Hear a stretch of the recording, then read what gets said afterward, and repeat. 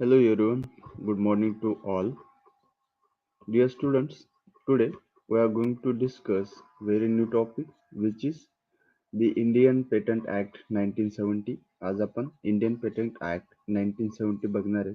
Okay, तर last lecture मध्ये आपण त्या ठिकाणी जे काही आपलं इंटेलेक्च्युअल प्रॉपर्टी राईट्स होते ते आपण डिस्कस केलेले. Okay, so in this particular topic we are going to discuss regarding of the Indian Patent Act 1970 and its amendments. Okay, तर त्याचे डिफरंट फीचर्स आपल्याला बघायचे, त्याच्यानंतर प्रोसेस ऑफ दी पेटंट बघायचे, त्याच्यानंतर criteria for obtaining patent as per Indian patent act काय काय आहे ते आपल्याला ह्या लेक्चरमध्ये त्या ठिकाणी बघायचे. ओके, तर टॉपिक सुरू करण्याच्या आधी आपण त्या ठिकाणी पेटंट बद्दल थोडीशी बेसिक इन्फॉर्मेशन बघणार आहे किंवा आयपीआर बद्दल थोडीशी बेसिक इन्फॉर्मेशन बघणार आहे. आयपीआरच्या नंतर आपण पेटंट बद्दल थोडंसं बेसिक इन्फॉर्मेशन बघू, त्याच्यानंतर आपण आपल्या पुढच्या टॉपिकला स्टार्ट करू. ओके, सो जसं तुम्हाला माहिती आहे आयपीआर काय आहे की आयपीआर किंवा इंटेलेक्च्युअल प्रॉपर्टी राईट्स म्हणजे काय की अशा गोष्टी ज्या त्या ठिकाणी आपण आपल्या नॉलेजनी क्रिएट करतो. ओके, किंवा आपल्या माइंडचं क्रिएशन असतं ज्या की इनटँजेबल असतात, अशा अशा गोष्टींना आपण इंटेलेक्च्युअली प्रॉपर्टी म्हणतो. आणि त्याला प्रोटेक्ट करण्यासाठी जे काही राईट्स असतात त्याला आपण इंटेलेक्च्युअली प्रॉपर्टी राईट्स असं त्या ठिकाणी म्हणतो. ओके, सो दी इंडियन पेटंट ऍक्ट. आता इंडियन पेटंट ऍक्ट नेमकं काय आहे? So it is a particularly of grant of patent is governed by the Patent Act 1970 and Rules 1972. तर जो काही आपला पेटंट ऍक्ट आहे तो इंडियामध्ये 1970 जो काही इंडियन पेटंट ऍक्ट आहे त्यानुसार आणि त्याचे रूल्स 1972 याच्याप्रमाणे त्या ठिकाणी इंडियन पेटंट ऍक्ट हा वर्क करत असतो किंवा त्या ठिकाणी इम्प्लिमेंट केला गेलाय. The patents granted under the act are operative in a whole of the India. Okay, तर जो काही इंडियन पेटंट ऍक्ट आहे तो आपल्या होल इंडियामध्ये त्या ठिकाणी ऍप्लिकेबल असणार आहे. देन थोडंसं आपण हिस्ट्री पार्ट बघू. तर आतापर्यंत काय काय अमेंडमेंट्स त्या ठिकाणी येत गेल्या इंडियन पेटंट ऍक्ट मध्ये ते आपण बघू. So first of all it is introduce in 1856. First of all त्या ठिकाणी 1856 मध्ये इंडियन पेटंट लॉ म्हणून त्या ठिकाणी इंट्रोड्यूस करण्यात आला. त्याच्यानंतर त्याच्यामध्ये काही चेंजेस करून त्या पेटंट लॉचं त्या ठिकाणी कन्व्हर्जन करण्यात आलं patent and design act 1911. Okay, 1911 मध्ये त्याच्यामध्ये थोडेफार चेंजेस करण्यात आले. त्याच्यानंतर जो ऍक्ट लागू झाला जो आजही त्या ठिकाणी इम्प्लिमेंटेशन मध्ये तो म्हणजे Indian patent act 1970 and rules 1972. आणि याच्यामध्ये परत अमेंडमेंट आली, लेटेस्ट अमेंडमेंट, ती म्हणजे the patent amendment act 2002 and 2005. तर 2002 मध्ये आणि 2005 मध्ये त्या ठिकाणी या ऍक्ट मध्ये काही अमेंडमेंट्स त्या ठिकाणी करण्यात आल्या. ओके, सो हे आपण पाहिले इथं इंडियन पेटंट ऍक्टच्या बद्दल थोडंसं बेसिक इन्फॉर्मेशन. त्याच्यानंतर आपण बघू की याचे ऑफिसेस जे काय आपलं इंडियन पेटंट ऑफिस आहे ते ऑफिस आपल्या इंडियामध्ये कोणकोणत्या ठिकाणी लोकेट आहेत, म्हणजे आपण कोणकोणत्या ठिकाणी जाऊन ऍप्लिकेशन करू शकतो किंवा ऑनलाईन प्रोसेस असेल तर आपला रिजन कोणता असू शकतो ते आपण त्या ठिकाणी बघू. ओके, सो हे झोन वाईज त्या ठिकाणी लोकेशन डिसाइड केले इंडियन पेटंट ऑफिसचे. तर बेसिकली आपल्या इंडियामध्ये 4 प्रकारचे रिजन आहेत आणि त्या 4 रिजन मध्ये 4 वेगवेगळे त्या ठिकाणी ऑफिसेस आहेत. ओके, सो जर समजा ईस्ट बद्दल बोलायला गेलं तर त्या ठिकाणी कोलकाता आहे. ओके, कोलकाताचं ऑफिस आहे. आणि वेस्ट बद्दल बोलायला गेलं तर मुंबई. तर आपल्याला काही जर समजा आपलं एखादी गोष्ट त्या ठिकाणी पेटंटसाठी अप्लाय करायची असेल तर आपण मुंबईच्या ऑफिसला त्या ठिकाणी अप्लाय करू शकतो. In case of the north Delhi is there.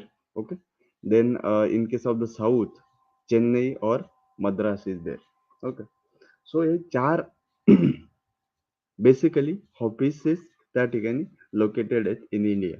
Okay. Then what is a patent? आता आपण थोडस बेसिक बघू पेटंटच्या बद्दल.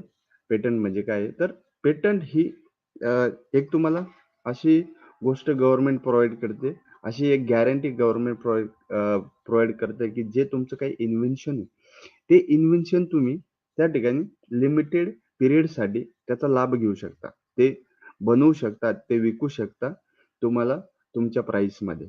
ओके. तर हे जे काही तुम्ही इन्व्हेन्शन घेण्यावर मेहनत घेतली, त्या ठिकाणी तुम्ही ते क्रिएट करण्यात जे काही तुमचं इंटेलिजन्स यूज केलंय, त्याचा परतावा किंवा त्याचं एक फीडबॅक म्हणून त्या ठिकाणी तुम्हाला आपलं गव्हर्नमेंट त्या ठिकाणी प्रोटेक्शन प्रोव्हाइड करतं तुमच्या इन्व्हेन्शनला, की तुम्ही ते बनवू शकता, विकू शकता for the limited period of time. त्याला म्हणतात patent. Okay. Then the purpose of getting a patent. आता त्याचा पर्पज मी जसं काय बोललो की for the enjoyment of the exclusive rights over the invention. जे काही तुम्ही इन्व्हेन्शन त्या ठिकाणी केलंय त्याच्यावरती तुम्हाला एक्सक्लुझिव्ह राईट्स त्या ठिकाणी भेटतंय. ओके. त्यासाठी तुम्ही आपली जी काही गोष्ट असेल ती त्या ठिकाणी पेटंट करताय. हे एक त्याचं पर्पज झालं. Then the patent is to ensure commercial return to the inventor for the time and money spend in generating a new product.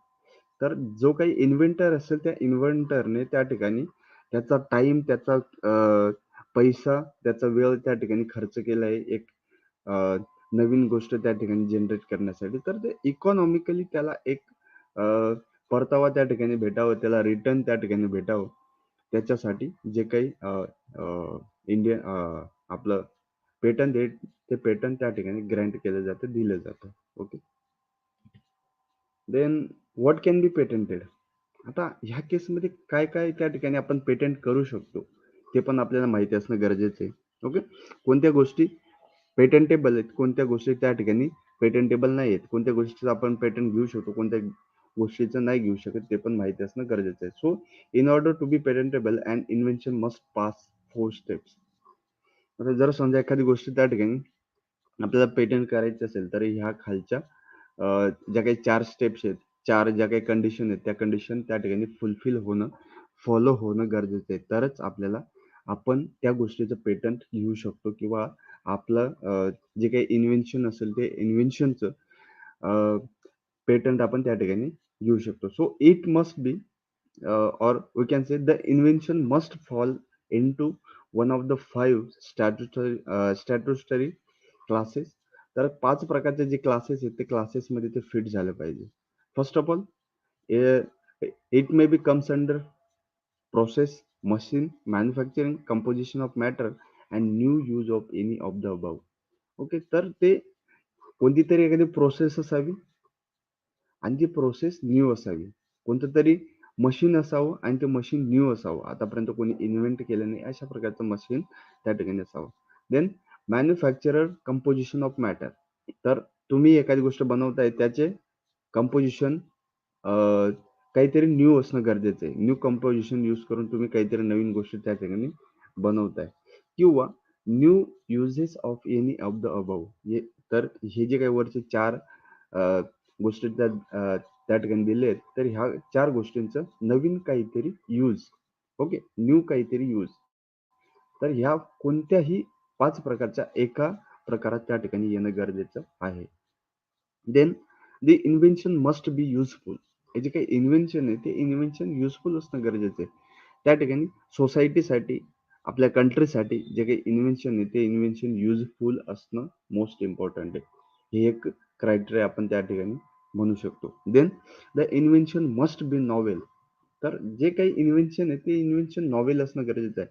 आतापर्यंत ते इन्व्हेन्शन कुठेही पब्लिश झालेलं नसावं, कुठेही पब्लिक डोमेन मध्ये ते अवेलेबल नसावं, तरच ते इन्व्हेन्शन त्या ठिकाणी नॉवेल आहे असं आपण कन्सिडर करू शकतो. Then the invention must be non obvious. त्याच्यानंतर लास्ट पॉईंट याच्यातला तो म्हणजे ते नॉन ऑब्वियस असणं गरजेचं. ऑब्वियस असू नये. ओके. म्हणजे एखादी गोष्ट घडते एखादं त्या ठिकाणी सफरचंद आहे ते झाडावरून खाली पडतंय. ओके, ऑब्विस आहे. ओके, त्याच्या मागे काहीतरी नॅचरल लॉ त्या ठिकाणी वर्क करते, जसं की ग्रॅव्हिटेशन फोर्स. ओके, त्या प्रकारे ऑब्विस ऑब्विस ज्या गोष्टी आहेत त्या ऑब्विस गोष्टी त्या ठिकाणी असू नयेत. Okay, so it should B non obvious. ते नॉन ऑब्वियस असणं गरजेचं आहे किंवा मस्ट आहे. ओके. सो हे झाले की कोणकोणत्या गोष्टी आपण पेटंट करू शकतो. Then silent feature of the Indian patent act 1970. तर ह्या पेटंट ऍक्टचे सायलेंट फीचर्स काय काय ते आपण बघू, कारण की ते पण आपल्याला इम्पॉर्टंट आहे. Silent features of the Indian patent act. So both product and process patent will be provided. तर हे जे काही इंडियन पेटंट ऍक्ट आहे, या ऍक्टच्या अंडर त्या ठिकाणी बोथ प्रॉडक्ट ॲज वेल ॲज प्रोसेस पेटंट दोघेही त्या ठिकाणी आपण पेटंट करू शकतो. तुम्ही प्रॉडक्ट पण त्या ठिकाणी पेटंट करू शकता आणि एखादी प्रोसेस तुम्ही न्यू इन्व्हेंट केली असेल तर ती सुद्धा त्या ठिकाणी पेटंट करू शकता. Then term of the patent 20 years. 20 years पर्यंत एखादी गोष्ट आपण पेटंटेबल म्हणून यूज करू शकतो. Then examination on the request. आता तुम्हाला तुमच्या पेटंटचं एक्झामिनेशन करून घ्यायचं तर तुम्ही रिक्वेस्ट करू शकता पेटंट ऑफिसला की ह्या गोष्टीचं माझं त्या ठिकाणी एक्झामिनेशन करायचे for the patent purpose. Okay, then both pre grant and post grant oppositions are there. Okay, तर प्री ग्रँट आणि पोस्ट ग्रँट दोघं टाईपचे अपोजिशन त्या ठिकाणी आपण करू शकतो किंवा त्याचा लाभ आपण घेऊ शकतो. त्याच्यामुळं त्या ठिकाणी याचा फायदा होतो की आपल्याला जर एखादी गोष्ट वाटते की ही आपण जे 4-5 क्रायटेरियाज पाहिले त्या क्रायटेरियामध्ये फिट नाही होत, तर आपण त्याला अपोज करू शकतो. Then fast track mechanism for the disposal of appeals. Okay, तर फास्ट ट्रॅकिंग त्या ठिकाणी इंडियन पेटंट लॉच्या अंडर असल्या कारणाने आपल्याला इझिली जे काही आपल्या अपील्स आहेत त्या अपील्स आपल्याला त्या ठिकाणी फुलफिल होऊ शकतात किंवा करता येऊ शकतात त्या ठिकाणी. Okay, then provisions for protection of biodiversity and traditional knowledge. Okay. तर काही बायोडायव्हर्सिटीच्या रिलेटेड इन्व्हेन्शन असेल किंवा ट्रॅडिशनल नॉलेजच्या रिलेटेड इन्व्हेन्शन असेल तर अशा गोष्टीचा आपण त्या ठिकाणी पेटंट घेऊ शकत नाही, म्हणजे त्याला पर्टिक्युलरली प्रोटेक्शन इंडियन पेटंट लॉच्या अंडर दिलेलं आहे. Then the publication of the applications after 18 months with facility for early publication. So जे काही इन्व्हेन्शन त्या ठिकाणी असणार त्या इन्व्हेन्शनचं पेटंटच्या आधी त्या ठिकाणी त्याचं पब्लिकेशन केलं जातं. ते पब्लिक डोमेनमध्ये अवेलेबल करून दिली जातं आणि पब्लिक कडून त्या ठिकाणी कमेंट घेतल्या जातं की it should be patentable or not. जर समजा पेटंटेबल त्या ठिकाणी नसेल तर आपण त्याला अपोजिशन करू शकतो, त्या पेटंटला अपोजिशन फाईल करू शकतो. Then substantially reduce time lines. तर कमी वेळात त्या ठिकाणी आपलं जे काही पेटंट आहे ते पेटंट त्या ठिकाणी आपण ऑब्टेन करू शकतो, मिळवू शकतो.